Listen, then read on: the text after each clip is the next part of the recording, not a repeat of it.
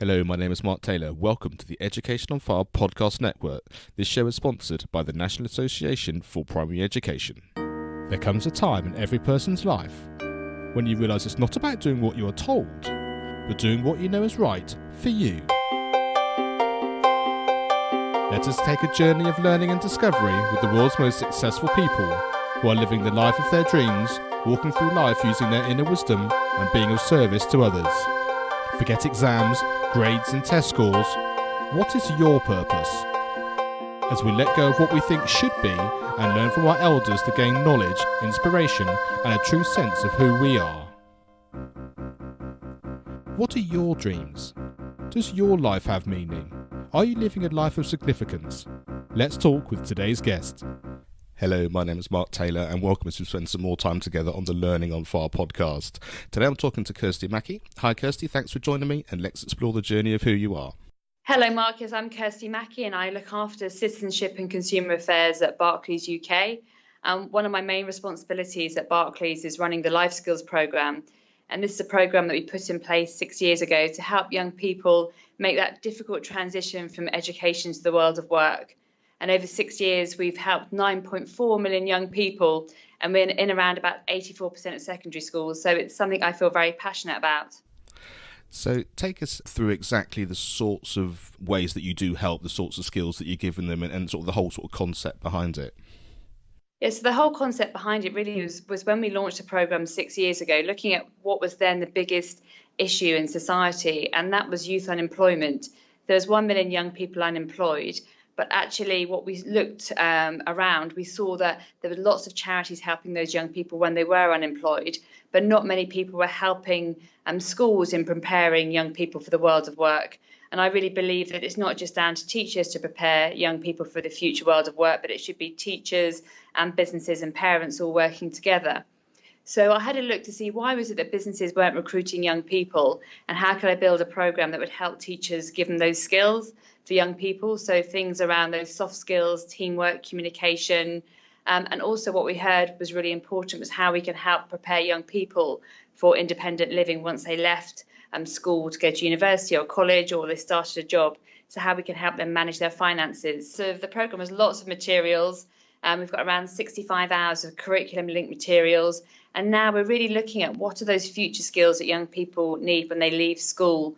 So it's very difficult with the way that technology is changing at such a rapid pace, difficult to predict exactly what those future careers are going to be. But we've looked at what those core skill set that we think young people will need going forward. So things like communication, creativity, problem solving and resilience, and are making sure they're all in the programme that are accessible to teachers and young people. And you mentioned also parents there in terms of them supporting it as well. How does that work? So on the website, we have a section for teachers, and teachers can download lesson plans and workshops. But we also have a section for parents, whereas if they want to talk to their young people about preparing for the world of work, they can go onto there and they can read different articles to help their young people too. And one thing that strikes me, only as much as our eldest is currently going through a final year of A-levels, and so of course you have doing your personal statement and sort of getting ready for university or work and all of that kind of thing. And so much at that stage you have to put across is your qualifications and the stuff that you've actually done within school. Do you have advice in there about how you sort of phrase and input the sorts of skills that you're talking about, which are incredibly important, into a way that employers or universities are actually able to take on board as a real positive? I think that's quite often a challenge that I see with young people, particularly when I go into secondary schools. I think the saddest thing that I hear is where young people say, I don't have any skills that businesses are looking for. And it's really for us as a business community, trying to explain what we mean by those skills. And that's what we're trying to do through the LifeSkills programme. So, for example, if you're a captain of a football team, that shows actually you're a great team player and you're a great leader. So it's getting young people to think about those things they do outside of school or in school and how they might translate into work, and how you can position it in that way that's beneficial and that people will understand. Again, I know a lot of people, young people, are very involved in their local community by volunteering, taking social action. And some of those skills that you get by doing that are hugely beneficial to employers and to universities, and will help set young people apart from others. So if you think about, if you've identified an issue in your local community and you've approached the local council about it, you've come up with a solution, that's a great way to demonstrate problem solving, creativity. So I think it's looking at those different experiences that young people have had in their life, and then thinking about how they can frame those in something that employers would recognise or universities would do. Yeah, and I think some of the advice that I was given and we've discussed is actually sort of flipping it round, which I think is essentially what you're saying in terms of getting across who you are in a very easy manner, thinking about what's important in your life, and like you say, and that will then go into your hobbies and all those skills and things that you've actually done outside, and start it from a personal point of view, and then sort of reverse engineer it back into whether you're applying for college or work or that kind of thing, because it's very hard, isn't it, to, like you said, to second guess what you think someone is looking for. It's actually a much better place to start being authentic yourself, and just, even if it's writing everything down that you do in your life and then working out from there those important pieces of information. Yeah, absolutely. It's really important that you do write who you are and reflect your true self, because it's very hard to keep that persona up if it's not true in an interview or an application. And I think, the message I always give to young people is that every young person has a quality that a business or a university or a college is looking for. Just sometimes you need a bit more help trying to find out what they exactly are. And sometimes what I recommend people doing is, writing down, like you say, all the things they do, writing out the common themes, and then asking other people just to verify and input whether that's true, whether that's a tutor at school, or whether that's your parent or a friend or somebody that works in the business community.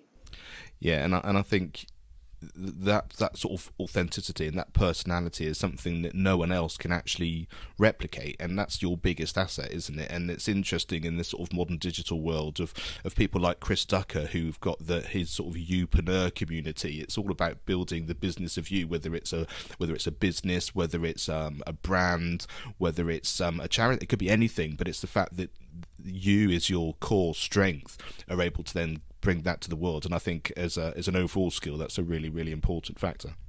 Definitely. And I think it's also worthwhile, young people remembering things like their social media footprint. And because lots of employers nowadays do tend to look at social media. So is the profiles, do they really represent who you want to be and how you want others to see that? And that's one of the pieces of content we have on the programme.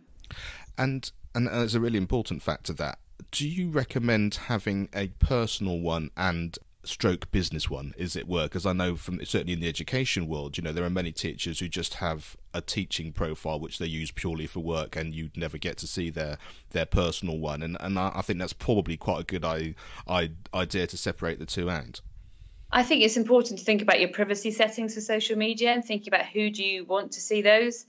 For a number of different reasons, and then thinking, if I look at my social media, I look at it in different ways. So for me, my LinkedIn, my Twitter is my business work, and then for me, Facebook and Instagram are my personal channels, and I only allow people to see those who I'm friends with, who I want to. So I think it's about using the channels in the right way. I think LinkedIn and Twitter are really effective for actually looking at showing who you are from a business perspective, showing your skills. Particularly with LinkedIn, you get endorsement on the skills that you've done for building great, strong networks. I don't think Facebook is a place to do that for work, from my perspective. Yeah, and for those of you listening who are really into the idea of social media and how that affects you, do listen to Tim Lewis, who we had a whole conversation about social media networking and how all that works, which I think will be really interesting for you as well. So let's look a little bit into your journey as well, and how does your life look like now, and how is it different from when you're growing up? And I guess we can link that into the fact that might be a financial understanding and link it into what Barclays are doing. Yeah, sure. So my life, I grew up actually in the town that I now live in. And so from my perspective, I was always very interested in a career in either teaching, or helping other people, or actually a career in communications. I wasn't really sure which route I wanted to go down. And I was very fortunate back in the day that we had the 2 weeks of mandatory work experience. And for me, I spent 2 weeks out and about. So I spent 1 week with an auntie in market research and doing that, a very quiet environment. And the other week I spent in a PR agency, which was absolutely amazing, very creative and buzzy. And you can probably tell I like to talk a lot. So for me, that quickly narrowed down my options as to what sort of career I wanted to do, and then thought about my GCSEs and my A-levels as a result of doing that. And then when it came to university decision, I thought very carefully about the type of degree that I wanted to do. And for me, I found it really important that it had a vocational element to it. So my third year of my degree was a working year.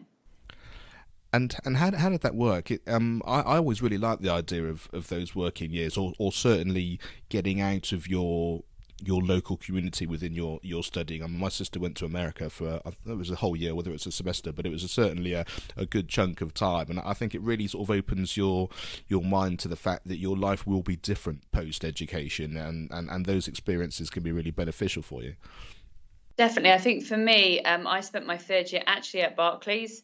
In the press office, and the reason I came here was because they were offering me a variety of experiences in terms of the level of responsibility, but it was a paid placement for a year and really gave me a chance to apply the thinking that I had in the first 2 years of university into the real world. So it's taking that academic learning and thinking about actually how does it work, how can I pull those together.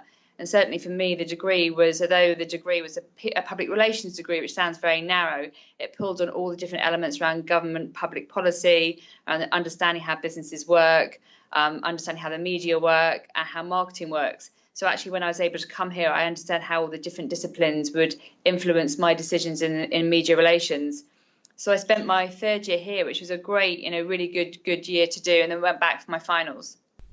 What is it about Barclays as opposed to some of the other people in that same industry? Is there an overall shift in terms of trying to support young people and giving them this sort of understanding and insights that they need as they're growing up? Or do you think Barclays are sort of leading the way on that?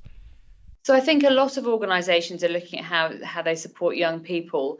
I think we are probably one of the largest scale programmes.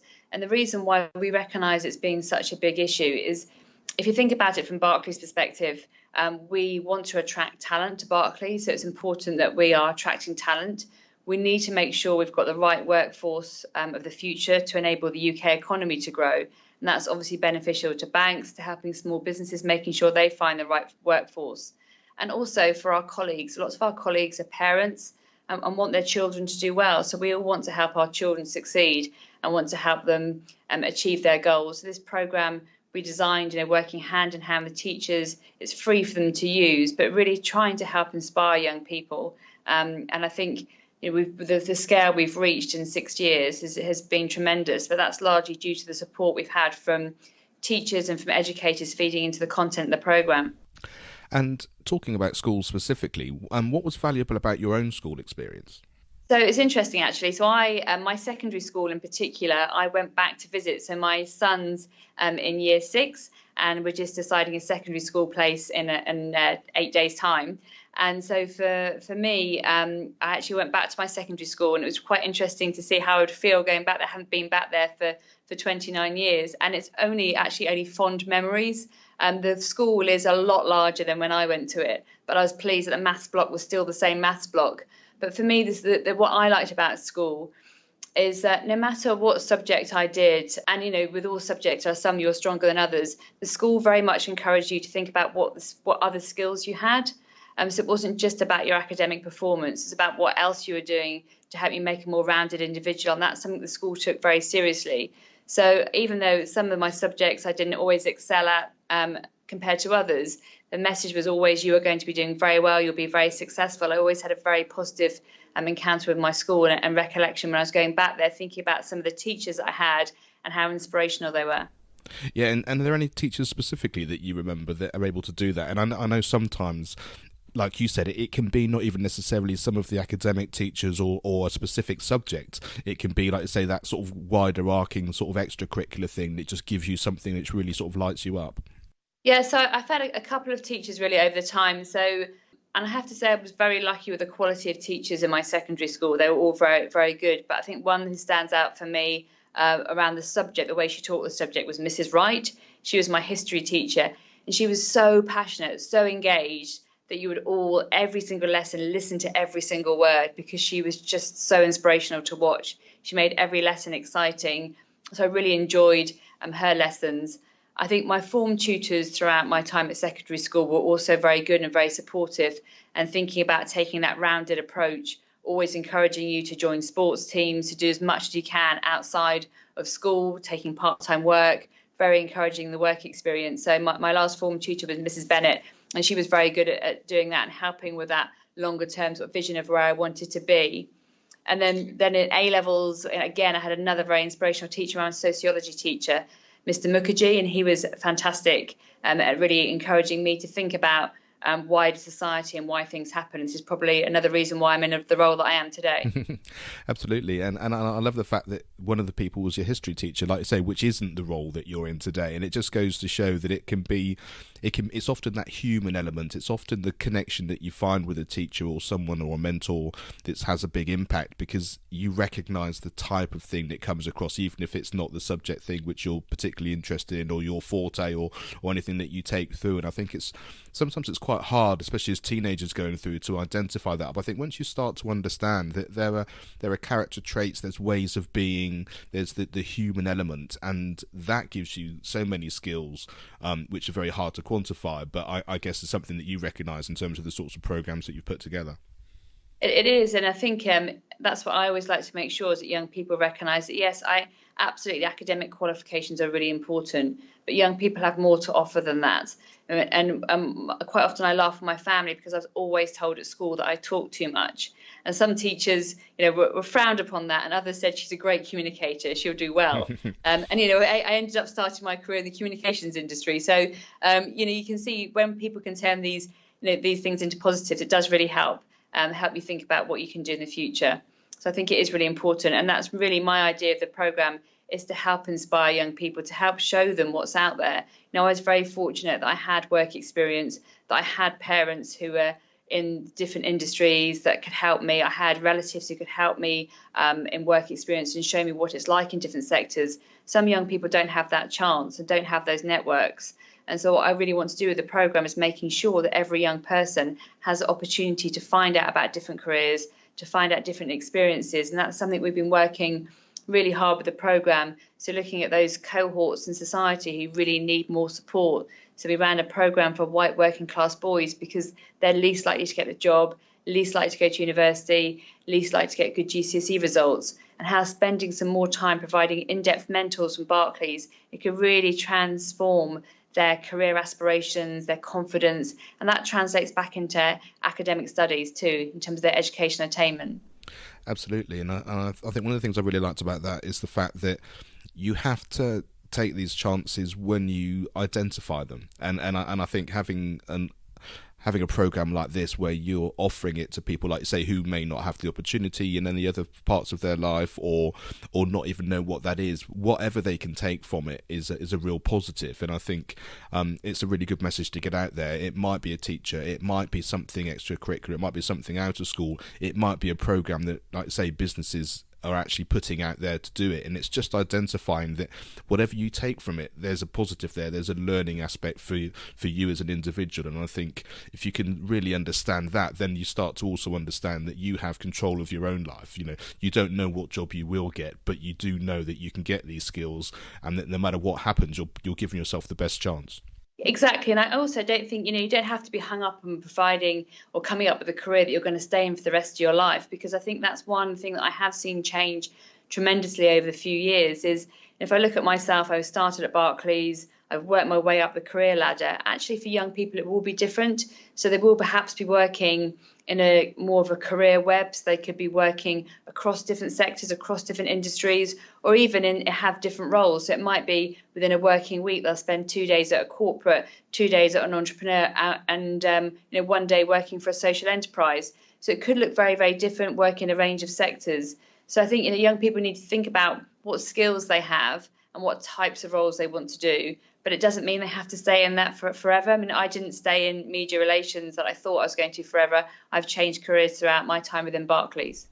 Yeah, and I guess I'm a classic example of that myself. I spend part of my working year as a professional musician. I'm still teaching drums and percussion and educating people through my membership site and, of course, the podcast network as well. And all of these things are an integral part of who I am and my makeup, and I love them all equally within that sort of, like say, that web of life. And And I think to understand and to hear people talking about that actually is more and more the case, and you have the opportunity to create that.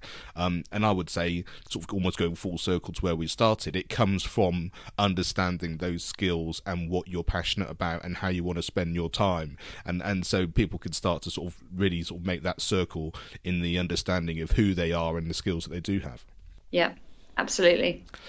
Who did you admire when you were young, and what was it about that person that had such an impact? So definitely for me, when I was young, it was my dad, and still to this day, because he has a tremendous work ethic. He's incredibly ambitious, and not afraid to take risks. And so for my dad, he was a sports editor and various newspapers, but at times decided to try and set his own newspaper up or buy newspapers. He's always had a varied career, but he's always been absolutely focused on his work, on doing the best, but not at the expense of his family life. You sort of mentioned there about not afraid to take a risk, and I think that's a really interesting thing to talk about, in as much as so many people are fearful about not pushing themselves or not taking that risk because the downfall's too high. So how does that marry up in terms of what you experienced?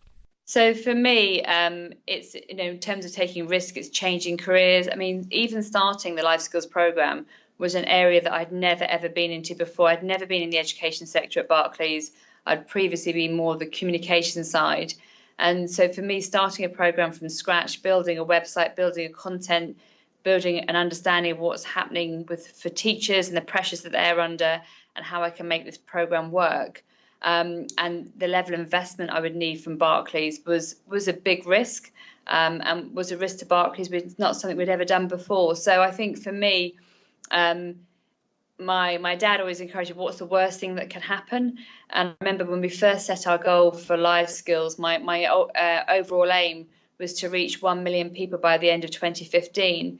And understandably, people were concerned that their target was too ambitious, the goal was too large, and should we be really talking about it? And my response was actually, if I only helped 700,000 young people, I may have missed my target, but I still would have given 700,000 people the help who wouldn't have had it before. And so I persuaded people that we could, you can do this. And we weren't really, I'd gone through the program and researched it so well, there wasn't really a downside other than the fact we may not have reached our overall goal. And I love having those numbers sometimes, because what it does is it just makes everyone think, wow, this is going to be something which is going to impact a lot of people. And like you say, whether the actual figure is what you ever achieve or whether that sort of is slightly blurred, it's still a large number of people, and I think it just gives you a different perspective than we're just going to try it and see how it goes. We'll try it in a school, and then I think that perspective is something which people can take away with as well. And it's a little bit like we talk a lot about on the podcast in terms of what you'd like to achieve, what's your passion, where would you think you might like to see yourself in the future. And the one thing we do know is that this path is never very straightforward. It can go in many different ways, but actually having that bigger goal and that aim that you're trying for, or like say that number you'd like to affect, it just sets you on that path. And as long as you're able to move and morph in the directions which then come after that, I think it gives you a much better chance of succeeding in it. I agree. I think the goal really helped to show the education sector that we were serious about this. One of the pieces of research I did from teachers told me that quite often businesses would dip in and out, so would come in for a year and they'd think, well, that's a great program, we'll go back and use it next year, and it had gone. So I said to Barclays that if we were doing this, we were going to be doing it in a serious way, and we were going to be committed to being in the education sector for at least 3 years as a minimum, and I wanted to make sure I had the investment for that. And I think the overall goal helped give me a focus and actually helped to galvanise our employees. So they're very excited about trying to do this. In actual fact, by the end of 2015, we'd reached 2 million young people. And that's often the case, isn't it? You actually exceed what your goal was rather than actually coming under. And that's a great thing for us all to remember, I think. What was the best piece of advice you've ever been given, and who gave it to you? Well, I've been given so much advice over the years that it's hard to think about the best piece of advice, because I think I've had lots of different advice at different stages of my career, whether that's been coming back from maternity leave as a working mum, or whether that's just generally as going through. But I think one of the things that sticks out for me, And as a piece of advice that I've just given somebody else is very simply never be afraid to ask for help. Asking for help isn't a weakness. And I think quite often people can think if they need to ask for more support or help, then people will perceive they're not doing their job in the right way. But everybody needs help, whether you're the most senior person at Barclays or the most junior. And it's not a sign of weakness. And you just need to reach out if you need that support. And is that the same advice you would give your younger self now, or is there something else which sticks out if you're sort of thinking back into that sort of maybe teenager years in terms of what would have helped you back at that stage? So I think thinking about my younger self, it's interesting. Last night I got home to my daughter, who's 9, and she was been struggling for a maths test she's got today, and she was putting so much pressure on herself to get every single answer right. She was so upset about it. So we spent a lot of time talking to her. So actually, in fact, the advice I would give to myself is what I gave to her last night, was not to put so much pressure on yourself about individual things. So think about the bigger picture. Think about how does this test fit into a whole larger life going forward, and to try and think about the good qualities she's got and the positive things she is doing, and not just to dwell on the negatives, but also not to put so much pressure on yourself that we can't be perfect all the time. Yeah, and I think the Barclays program and all of those things, what that does is it does also just expand those conversations, doesn't it? And I think it's very hard for children, especially in this very test orientated sort of world that we're in currently, that some of these conversations, even if they are told, they don't become important now because it's about often the next test or the thing that everybody's being assessed on. And I think anything which sort of changes that conversation, which I think is something which it really sounds like you're doing, can really help from in that slightly more ethereal kind of way, rather than just the specific skills themselves. Yeah, and also just explaining it. Sometimes it just takes you a little bit longer to work out the answers, and once you've cracked sort of the code of the maths test it was, then she'll be fine. But there's nothing wrong with taking a bit more time to get it right, and that sometimes there's one end goal in sight, but everybody has got different ways of achieving that end goal. And just sometimes takes people longer, or sometimes they've got a different way to remembering things and how they've been taught. Exactly, and I think it also fits in very nicely with that sense that we're all different and we've all got our own personalities and we've all got our own ways of doing these things, and actually all those things are an asset, and to that, back to that sort of authentic self again, isn't it? It works for you, and that's understanding how you work and how you learn is actually probably a much better lesson than even the mark you might get in any given test. Yeah, definitely. And what does your future look like? Well, that's a tricky one. So at the moment, in terms of where I am in my career in Barclays, we are extending our LifeSkills program out to the adult population, which I'm incredibly excited about. So that gives me even more breadth to help people get ready for the world of work in the future, to help those people in society who are having more difficulty getting into work. So things like or staying in work, so people like carers, lone parents, ex-offenders, those second-time earners. So I'm really excited about that from a Barclays perspective. But I think ultimately, long-term, I think I would love to be a chief exec of a charity, or even potentially look at teaching. And I think all of those skills that you've been doing so far, I can see that would be something which obviously would be incredibly beneficial for anyone that was able to work with you in those scenarios. And yeah, I love the fact that it doesn't have to look a certain way, but you sort of know what you're trying to want your life to feel like and the sorts of things you want to give. And I think that's such a lovely way to look at the future. Well, I've been very fortunate that I've had a very great and loving background. I have fantastic support at Barclays, and for me personally, I just want other people to have that more positive outlook and help as many people as I can. So you can see whatever I do, it's got that common theme of wanting to help others, whether that's through teaching, whether that's through charities, or the work that we can do here at Barclays to help society. And just to wrap up, what podcast, book, video, film, song, or any resource has had the biggest impact on your life, and why was that? So one of my favourite films when I was growing up, and I was shocked to see how long ago it was actually, was The Dead Poets Society. And I absolutely loved that film. I think obviously the teacher was very inspirational. At that point, I was thinking about, do I want to do teaching as a career? As you can see, I'm still thinking about that. But for me, just how inspiring he was, and that notion of really seizing the day is something that really I've always remembered. Yeah, I think it's a great film, and I think I think the one thing that I remember from it is the fact that it changes everything from an academic and an mental focus to almost an emotional focus, and I think once you get there, the rest of it, certainly for me, it often feels like the things that you learn become tools to help you do what it is that you feel that you want to do. And I think that I would imagine is the same for you in terms of, like you were saying, in terms of wanting to give back and how that all feels. It comes from a sense of who you are and how you feel about it, and allowing the rest of those things to support you. Yeah, and the impact they had on those boys. I mean, it always makes me cry, that film, when they all stood up on their desks at the end and in support of him when he was leaving. They were then completely inspired to do something different and transform their personalities. Yeah, it's such a wonderful thing. We'll have links to all of these things on the show notes. So if you go to educationonfire.com/Barclays LifeSkills, then we'll have a link of all that so you can have a quick look through if it's not something you've come across before. Well, thank you, Kirstie, for sharing your wisdom and allowing us to learn from your wonderful experiences. Great, thank you very much. Nice speaking to you. Thank you for listening to the Learning on Fire podcast. Remember to keep up to date with everything that's happening on the Education on Fire podcast network. You can sign up at educationonfire.com and enter your details to receive the latest information and episodes on the newsletter. If you enjoyed this episode, please tell your friends. The more we share, the more help and inspiration we can provide. Education is not the filling of a pail, but the lighting of a fire.